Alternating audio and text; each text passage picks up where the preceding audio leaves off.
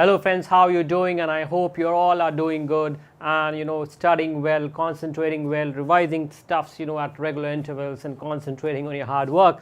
Yes, so we will now today discuss about the NEET pattern exercise, respiration in plants. And let us go to the first question. Whenever you are doing questions like this, you always you don't hurry, don't rush up looking at the question, just don't try to jump up to answers. Everything everything, if you have studied properly, most 90% of the things you will know, but only if you concentrate, and if you do not get restless, things will be very easy, believe me. Which of the following, even at this level when we are teaching, we have done this like n number of times, but even looking at that, if we try to jump questions, we will make mistakes. We have to read the question, stay calm and positive, and things will flow. So which of the metabolites is common to respiration mediated breakdown of fat, carbohydrate and proteins? So this is talking about something,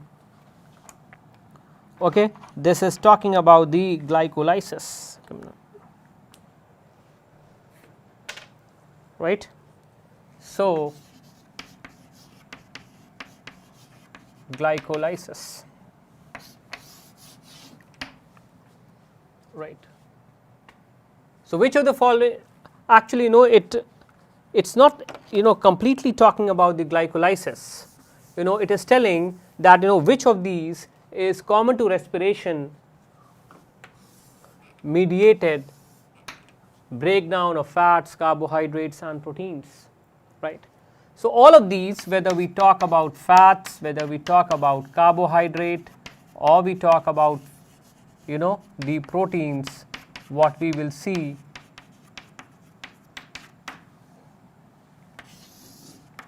that they will undergo glycolysis. And what happens in glycolysis, we know that glucose forms glucose 6-phosphate, right, glucose 6-phosphate, and this forms further fructose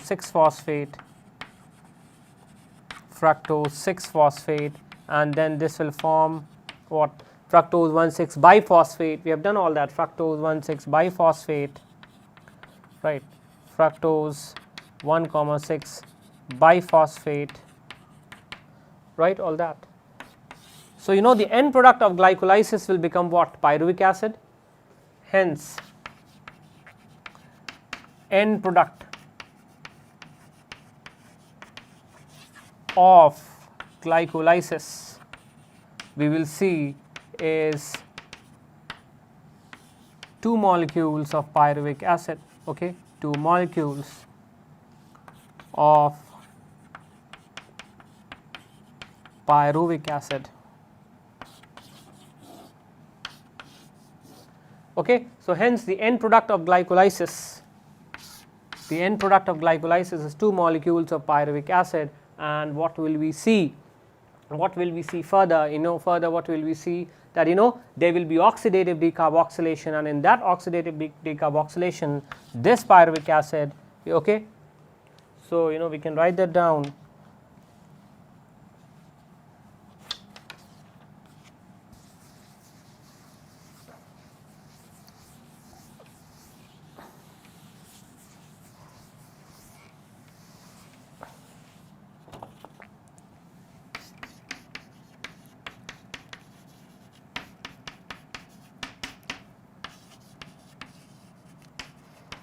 In oxidative decarboxylation, right, in oxidative decarboxylation,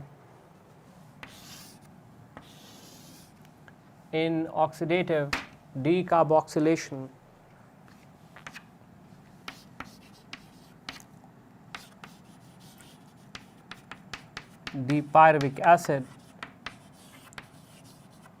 pyruvic acid gets transformed into acetyl, okay, into acetyl coenzyme A, into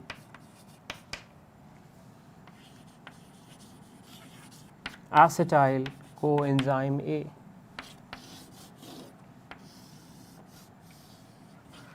right.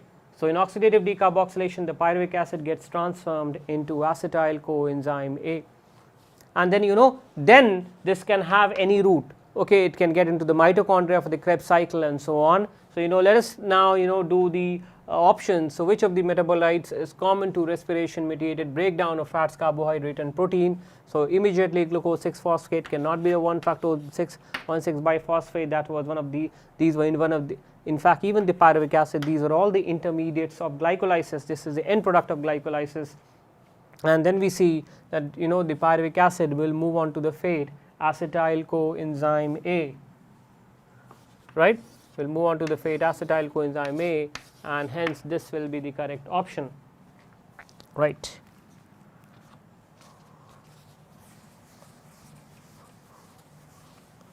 So, now we will talk about the next question.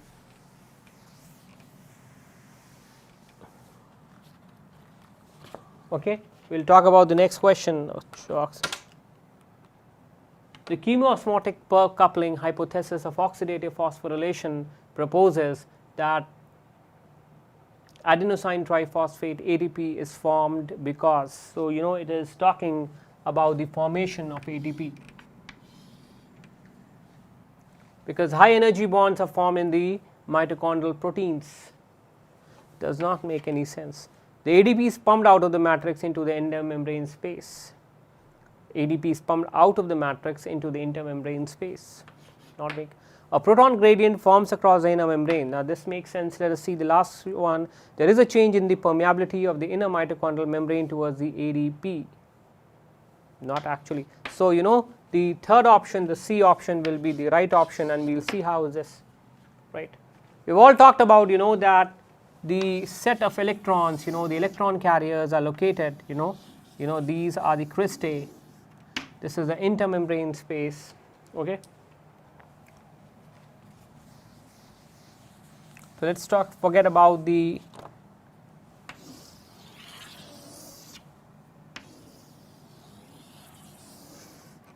right, this is the mitochondria, if you think as, right, the mitochondria.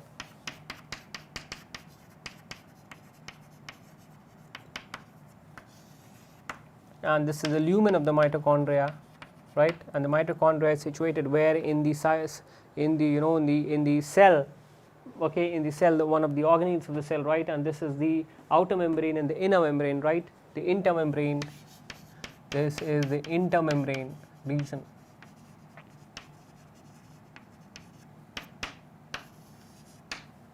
Right, why? Because this is the outer membrane and this is the inner membrane.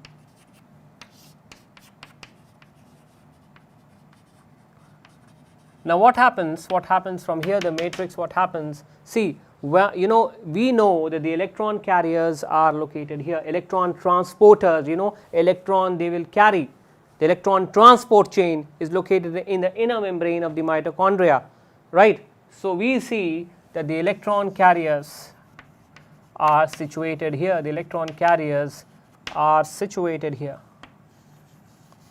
Now, what happens, when the electron is being transferred from one electron carrier here to the other one, what happens, utilizing this energy, the proton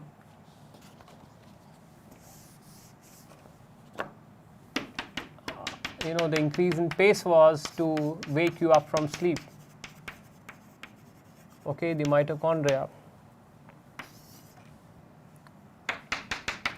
So, what is happening, as electrons get transferred from one electron carrier to the other, there is the proton ion, these are the proton ion, and these will diffuse from this matrix right into the lumen, right. There is now a proton, there is more of hydrogen ion, more of the positive charge inside as compared to outside, that is a matrix, and hence we see that yes,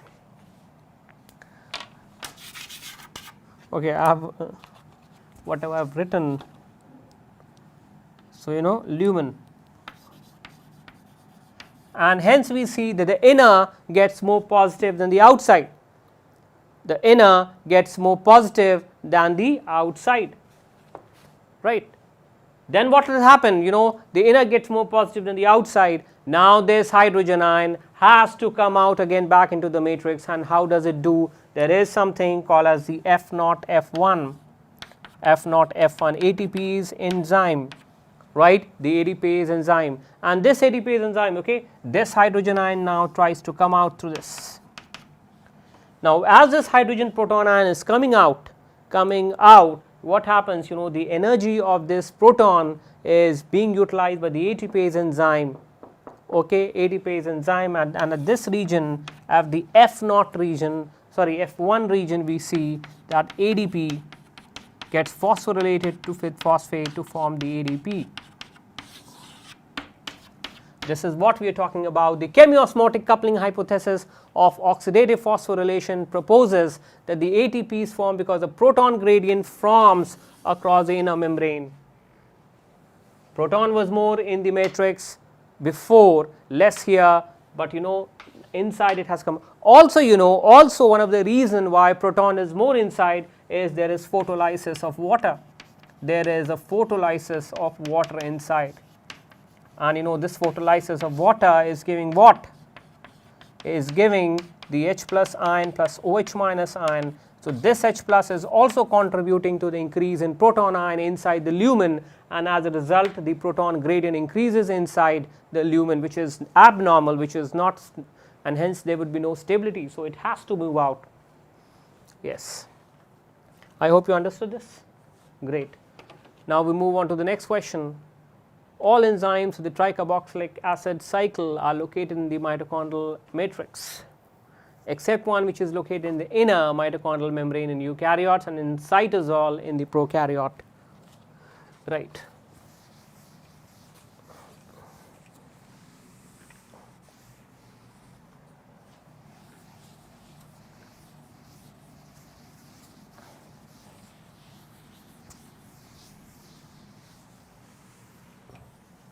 Okay. So all the enzymes of TCA cycle are located in the mitochondrial matrix, except one which is located in the inner mitochondrial membrane, okay, which is located in the inner mitochondrial membrane in the eukaryotes and in cytosol in the prokaryote, and you know, it tells which is this enzyme. Now this enzyme is the succinate dehydrogenase. The enzyme succinate dehydrogenase, okay.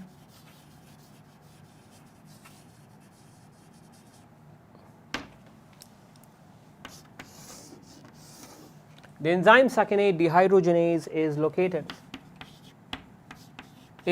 located in, where is selling, in the inner mitochondrial membrane, in the inner mitochondrial membrane.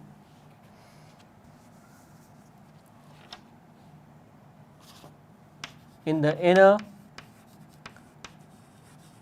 mitochondrial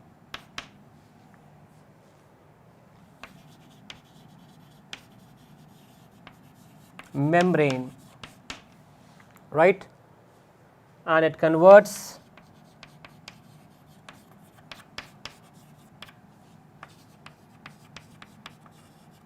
the succinate to fumarate, okay, and it converts the succinate to fumarate.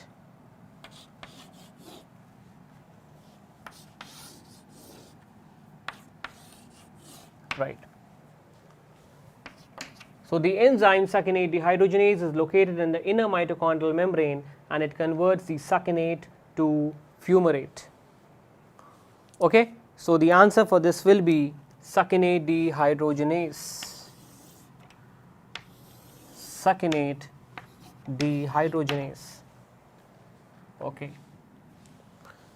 We move on to the next question. Site of respiration in bacteria. Right. Site of the respiration in bacteria.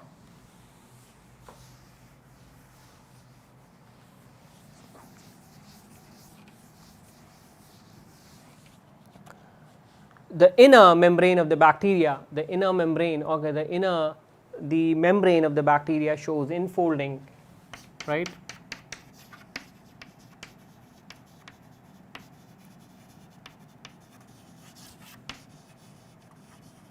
the membrane of bacteria shows infolding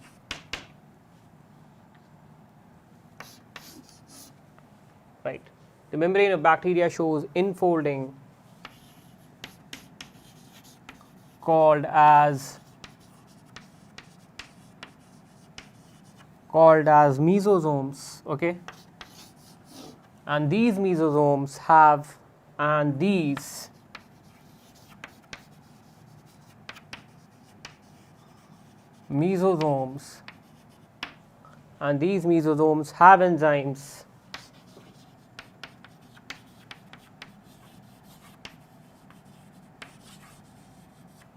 for respiration, okay, and these mesosomes have enzymes for respiration,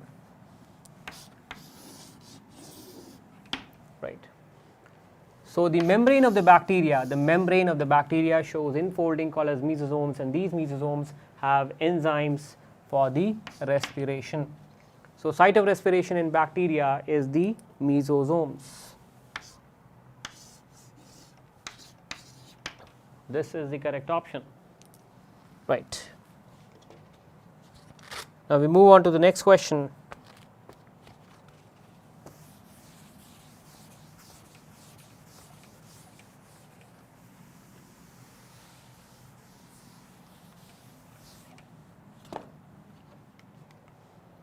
Oxidative phosphorylation involves simultaneous oxidation and phosphorylation to finally form what? So, oxidative phosphorylation itself means, there will be an addition of ADP, of phosphate to ADP. Okay, the word phosphorylation itself tells you that, the phosphorylation, that is addition of phosphate group to ADP to form, hence, if a phosphate group is added to ADP, it will definitely form ATP. So, the word itself here says that yes, the answer will be this. Now, what is happening, in this oxidative phosphorylation, what is happening, there is transfer from the FMN or the NADH to the oxygen, and as a result, what is happening, the ADP is getting synthesized. As a result, the ADP is getting synthesized. So, the correct option or the answer will be ATP, right. The respiratory quotient.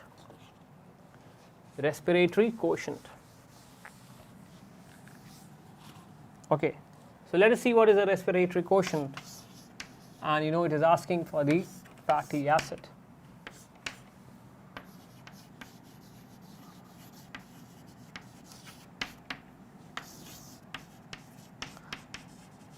Respiratory quotient RQ, okay. So, respiratory quotient RQ for a substance,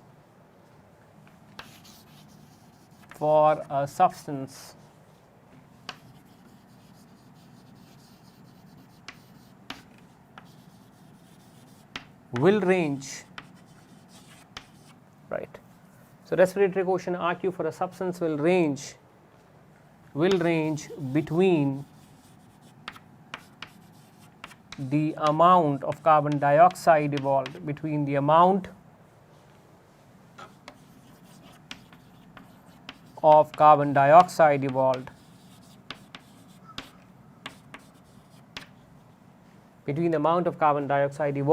to the amount of oxygen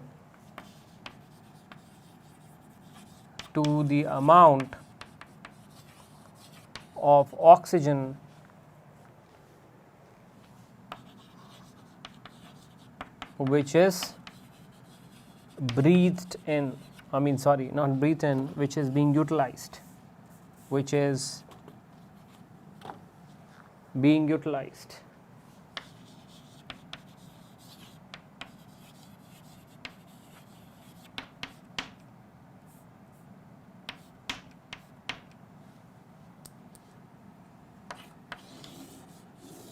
okay.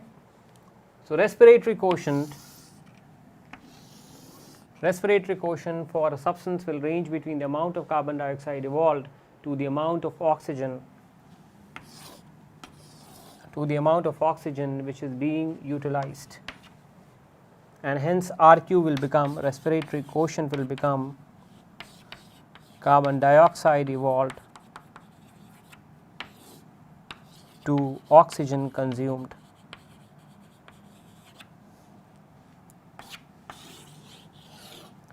The respiratory quotient for, so the RQ can vary.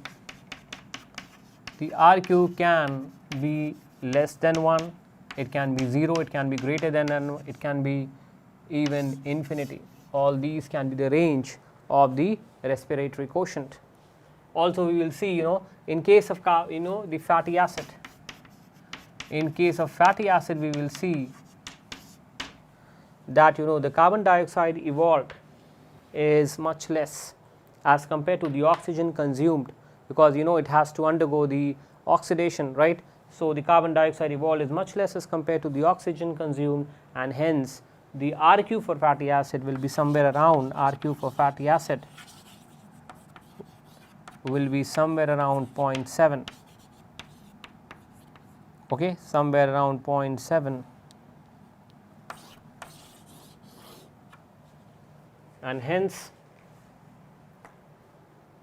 it is yes, less than 1. So the respiratory quotient of, that is RQ for fatty acid, is less than 1, right. Now we move on to the next question.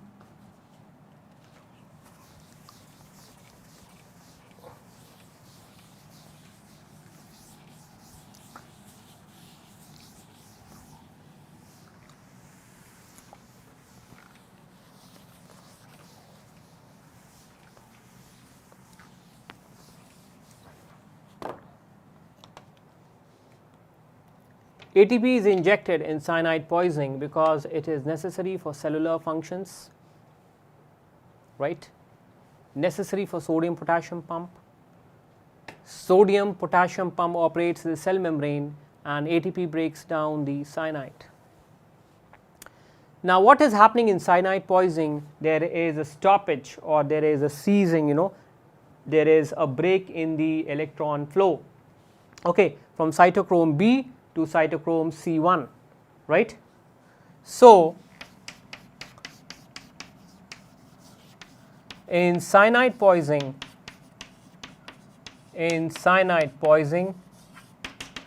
the electrons do not flow, okay,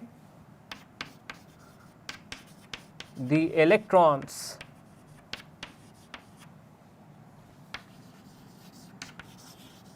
do not flow in the electron carrier. In the electron carrier, this is 7th question, from cytochrome B to cytochrome C1 to cytochrome C1. Okay. So hence we all know that ATP, hence ATP will not be synthesized, and inert ATP is very, very important for all the cellular functions of the body. Now you must be getting an option as to getting a hint as to what must be the option for this. So in cyanide poisoning, the electrons do not flow in the electron carrier from cytochrome B to cytochrome C1, hence ATP also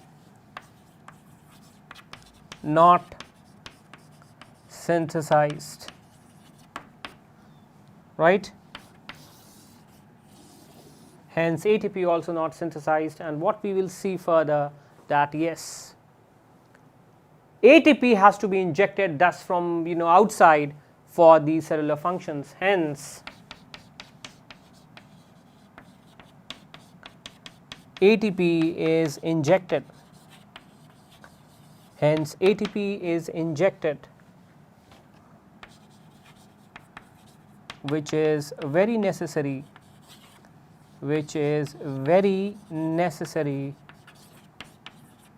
to maintain the cellular functions, to maintain the cellular functions.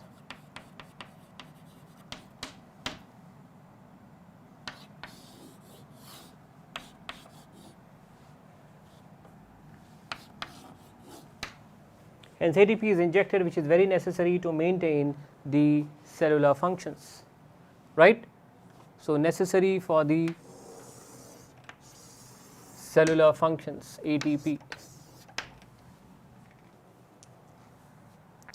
We move on to the next question. At a temperature above 35 degrees centigrade, okay, at a temperature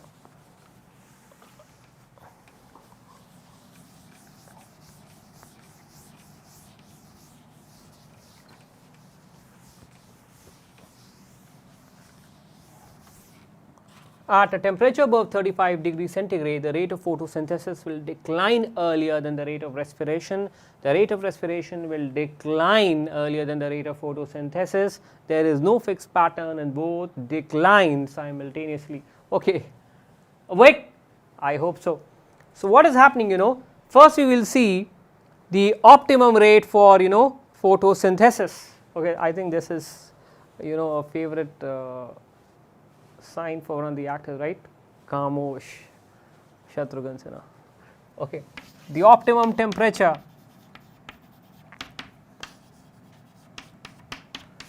for photosynthesis for C3 plants is what? 10 to 20 degrees centigrade, and the optimum temperature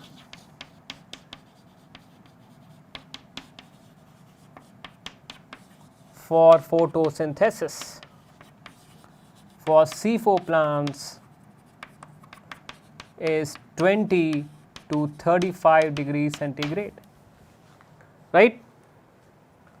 10 to 20 degrees centigrade and 20 to 35 degrees centigrade, and the optimum temperature for respiration will be somewhere, for respiration will be the optimum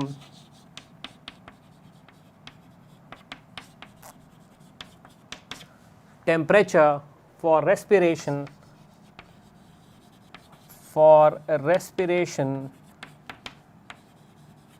will be how much?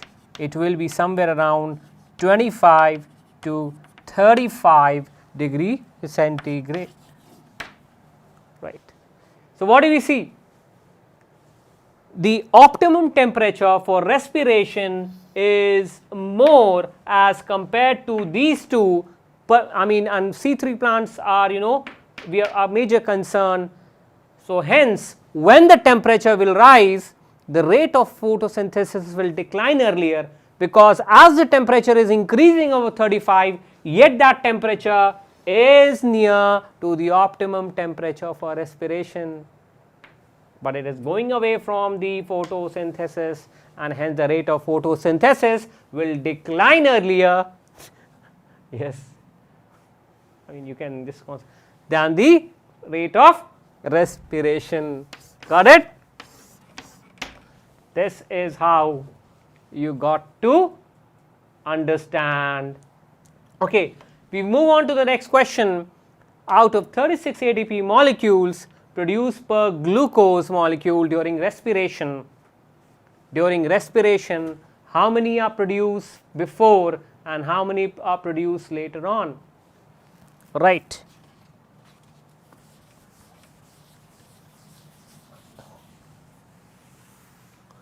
So we all know that out of the 36 ATP molecules produced per glucose molecule, 2 are produced outside, that is in the cytosol during glycolysis, and 34 during the respiratory chain.